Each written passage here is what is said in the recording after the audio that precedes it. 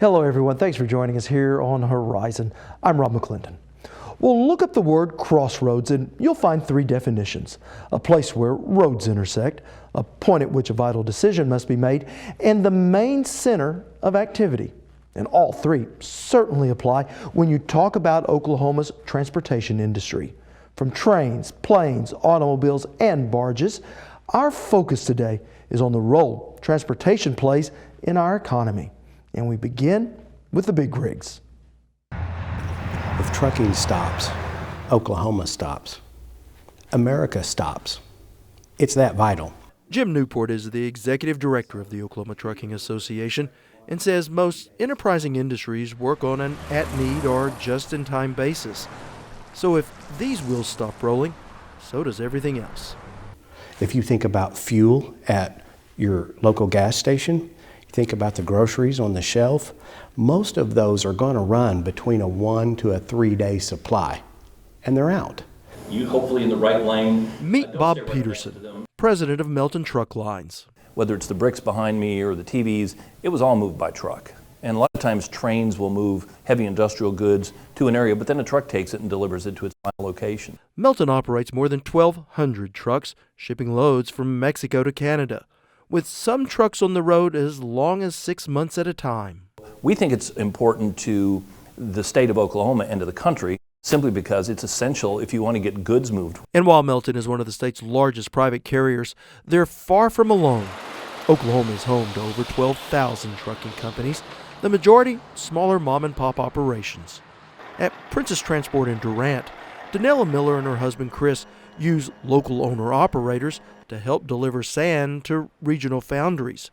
And just like the national carriers, Princess Transport's entire business model is built on timeliness. If they say we need you there between 6 a.m. and 11 a.m., that's what they mean.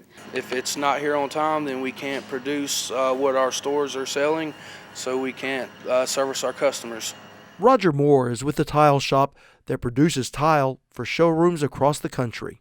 It will halt. If I've ran out, production will halt completely until Princess is able to deliver. And for companies like Melton, that means hitting deadlines all around the nation. We call it just in time. As companies have reduced their inventories, they rely more on trucks to be on time. And so all of our trucks are satellite tracked, so we know where they are at any given point in time. A driver's day is a long one and a hard one. It's exceptionally competitive for trucking companies and for hiring of truck drivers. Which is why Melton has an entire staff of recruiters, hiring only one of every 200 applicants. My biggest business challenge today is finding safe, reliable truck drivers. And he's not alone.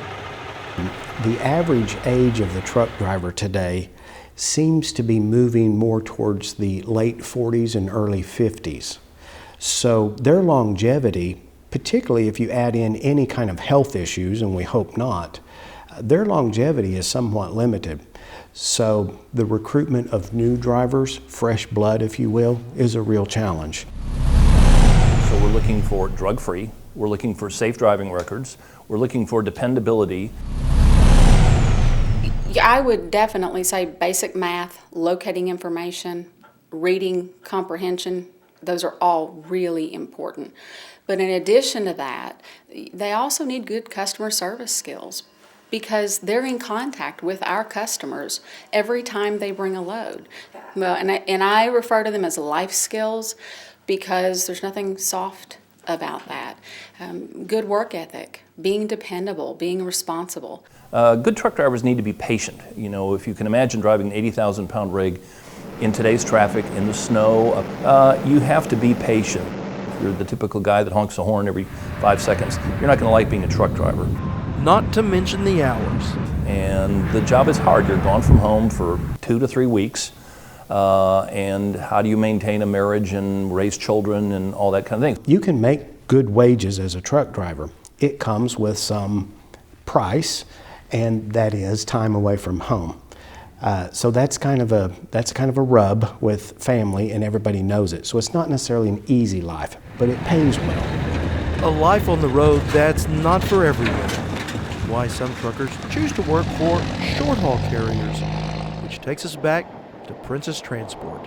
what makes that so special to us is that we can provide jobs, truck driving jobs, here locally in this area, and also come back the same day to where the driver is able to come home and on a regular schedule instead of over-the-road trucking, which they're out for 2 or 3 weeks. Our employees are here locally.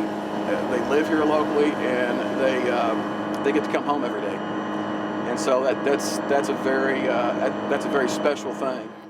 They can take a load or 2 loads a day and be home in the evenings and on the weekends. Family is a huge focus for us, and we try to work with our owner-operators so that they can spend that quality time with their family in the evenings and on the weekends, and that's worked out beautifully for us. And earn a living that is more than $10,000 above the state's median income. The wages related to all of the trucking industry, that's going to be everybody, truck drivers, shops, the whole bit, is going to be north of $3.2 billion with a B, billion dollars in the state of Oklahoma. That's 2012 statistics.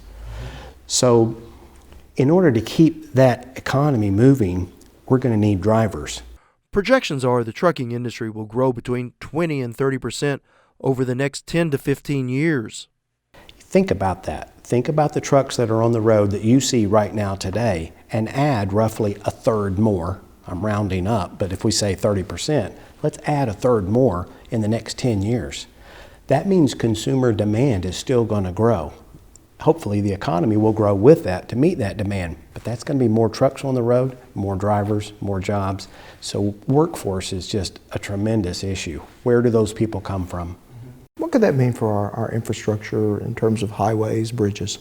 To give you a little bit of perspective, trucks and the trucking industry will pay, I'm rounding up, 40% of all road use taxes. It's 39% something, so I rounded up. They'll pay 40% of all fees that are paid for infrastructure. Yet they represent about 2% of the registered motoring public. We're paying our fair share.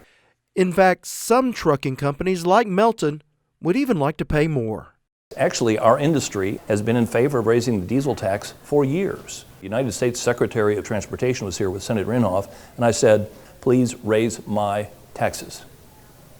Because the roads in many cases are terrible.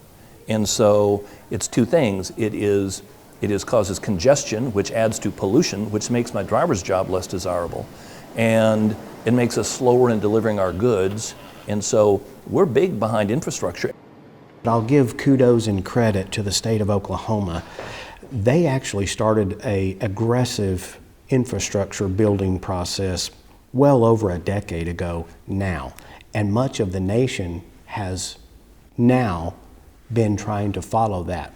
So kudos to Oklahoma. We still have a long way to go, but we're ahead of the curve nationally. So that's a good thing, and that is important, I'll say it again, to the trucking industry and to all of us as consumers.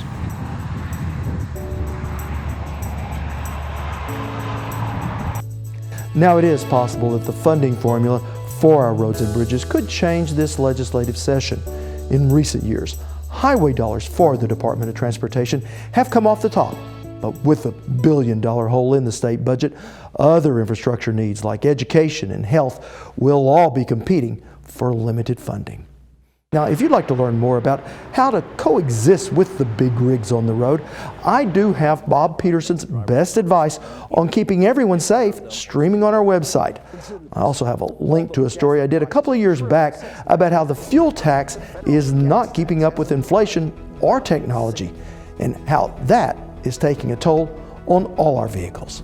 Now, to see either one of those stories, just head over to okhorizon.com and look for them under our value-added section.